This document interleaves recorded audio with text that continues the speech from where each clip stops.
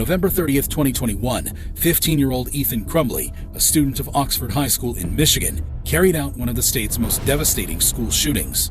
Armed with a loaded 9mm semi-automatic handgun that he had acquired just 4 days prior, Crumbley executed a horrifying plan he had detailed in his journal to commit the biggest school shooting in Michigan's history. Tragically, he turned this plan into reality, claiming the lives of 3 students and injuring 8 others. I have 2 deaths. I have a kid standing next to the guy that got shot right in the back of the head so he could watch with the murderer saying right to him, lay down on the ground and go right next to him. If you thought Crumbley had reached the depths of depravity with his crimes, wait until you see their shocking behavior during the proceedings. Crumbley pleaded guilty to all charges, having been accused of taking the lives of 4 students and causing injuries to 7 others, including a teacher. Now, we're not willing to take that risk right now. I can't hear you. We're not taking that risk right now. Okay, well, come to the door. Look at my bag, bro. Yeah, bro. He said bro. Red flag. The emotional toll of Crumbley's actions was visible in the courtroom. Crumbley admitted to taking the lives of each victim, confirming their identities by name.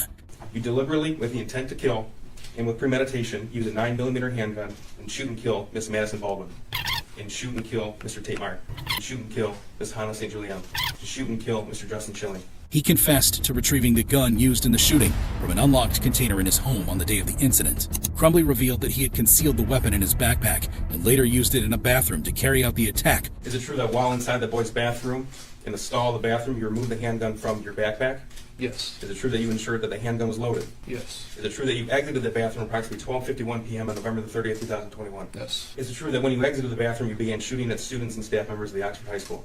Yes. Contradicting his parents' claims that the gun was securely stored, Crumbley stated that he had given his father money to purchase the firearm he used in the mass shooting, and that it was easily accessible. Bathroom began shooting, moved through hallways, back through hallways, and was apprehended in the hallway. Crumbley now faces the possibility of life in prison without the chance of parole. Despite his lack of emotion during the plea bargaining, his attorney, Lofton, had considered an insanity defense, but after the hearing, she concluded that it was challenging and that her client had chosen to plead guilty instead. Why did you change the plea? Originally, we filed a notice of insanity, and based on the conversations that we've had and the review of the discovery, we felt it appropriate to withdraw that and have him plead guilty today. There's the case of Lucas Kendall, who's facing charges for the murder of Kejuan Bird. Kendall had callously shot and killed Kejuan, leaving a grieving family desperate for justice. Kejuan Bird and Michael Smathers were unarmed and around their car when Kendall, who was an armed security guard, opened fire on them.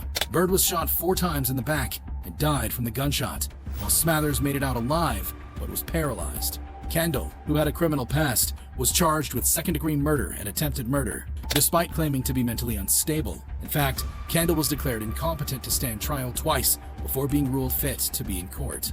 In a courtroom filled with tension and raw emotions, his lawyers still argued that his client should be sent to a hospital for medical care rather than prison.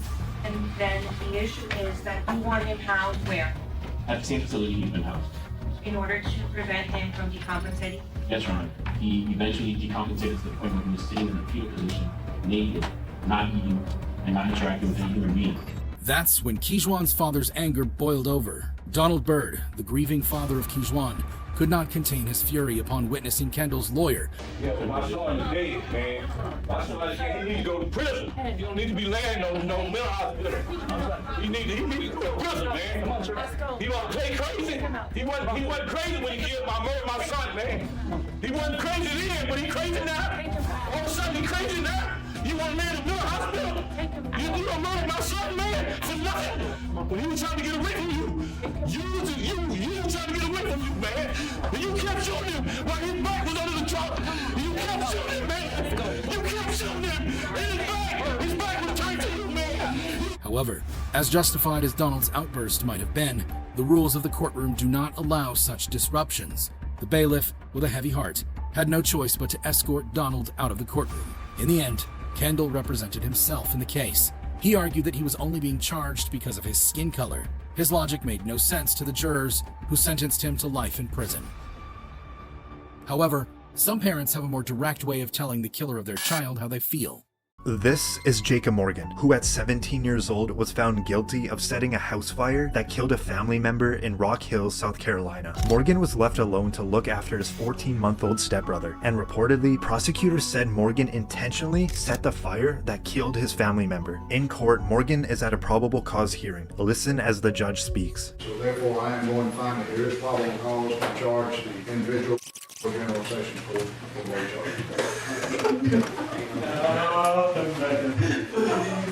Morgan settled for a plea deal, where he pleaded guilty to involuntary manslaughter and unlawful neglect of a child. However, he stated he loved his brother and he always maintained his innocence. I love my brother. I still do to this very day. He's my best friend. To kill him would be killing a piece of myself. And I just wish I could have gotten to him in time. Morgan was sentenced to 15 years in prison, but after serving only 7 years, he reportedly was released.